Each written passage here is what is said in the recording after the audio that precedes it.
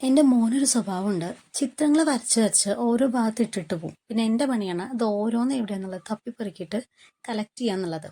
അപ്പം അങ്ങനെ കളക്ട് ചെയ്തിട്ടുള്ള സാധനങ്ങളാണിത്. ഇന്നലെ മോൻ ഇതുപോലെ ഒരു ചിത്രം കണ്ടിട്ട് അത് നോക്കി അങ്ങനെ വരയ്ക്കുന്നുണ്ടായിരുന്നു. അപ്പം അവനത് ചെയ്ത് കണ്ടപ്പോൾ എനിക്ക് എന്തോ ഇൻസ്പയർഡ് ആയിട്ട് ഞാൻ വിചാരിച്ചു എന്നാൽ പിന്നെ ഞാൻ അതുപോലെ ചിത്രം വരയ്ക്കാമല്ലോ എന്ന് പറഞ്ഞ് ചുമ്മാ വെളിയിലിരുന്നപ്പോൾ കണ്ടൊരു സാധനം നോക്കിയിട്ട് വരയ്ക്കാനുള്ള തത്രപ്പാടാണ് ഈ കാണുന്നത്.